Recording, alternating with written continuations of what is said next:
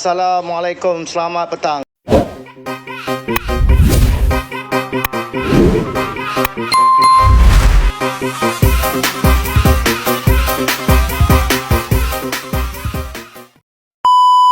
Selamat petang. Okey, hari ni saya akan membuat baja menggunakan buah-buahan. Okey, baja amino buah-buahan. Okey, saya akan proses sekali baja-baja ni.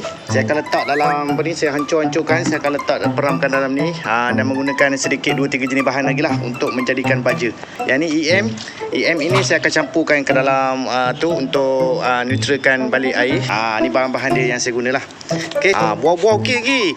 Saya menggunakan buah-buah yang terbaru, buah yang terbaik ni untuk dijadikan baja organik ya. Baja organik, semi organik untuk proses dijadikan baja. Okey, yang ni. Ini saya dah cincang hancur. Okey. Ada anggur, ada pisang, ada tomato, ada salad, ada lemon, ada pisang, ada apple, ada tepikan susu, semua jenis ada. Roti kukang ada, roti telur ada, roti sardin, roti prata, mie goreng, maggi goreng telur mata ada, nasi lemak, nasi goreng pattaya ada, semua pun ada. Buah-buahan ada, saya akan campurkan dalam ramuan ni untuk dijadikan baja organik untuk saya sembuh pokok-pokok durian saya ni. Saya R&D pada pokok durian saya. Kiranya jadi, baru saya akan jual. Yang ni pun saya dah guna dah ni. Yang ni pun saya dah guna dah untuk baja saya tersendiri. Okey, so far tengok nampak pun daun pun nampak okey. Tu dia. Okey, yang ni saya akan upgrade sikit lagi baja untuk lebih padu lagi baja saya ni. Sekiranya baja ni menjadi okey. Ni dia. Pisang pun saya letak. Okey, ni tempat saya perang lah. Okey, dalam 150.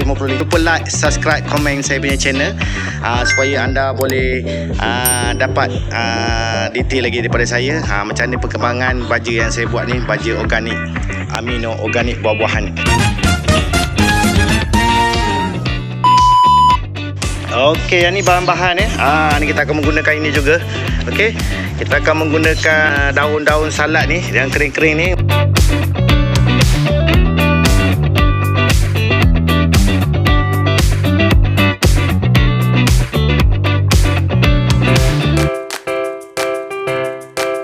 So far kita tengok apa akan jadi nanti. Saya akan peram dalam selama sebulan dulu.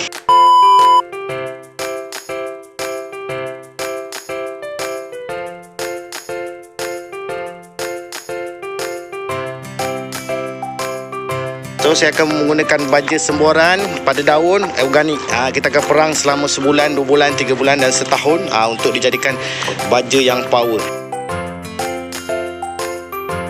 Kita akan proses, kita bagi dia hancur dulu macam ni. Lepas tu baru kita akan masukkan ke dalam proses pemeraman. Tu dia.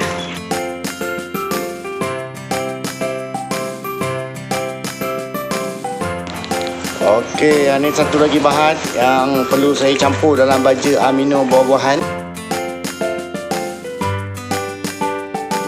Untuk pucuk, untuk akar, untuk batang dan untuk daun bagi subur.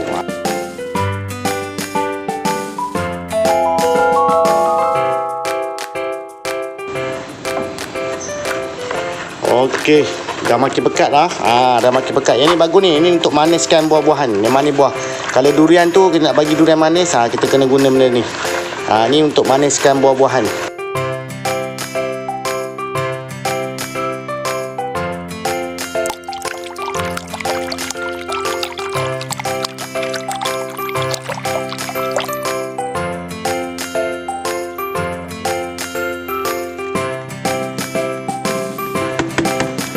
Dia mantap.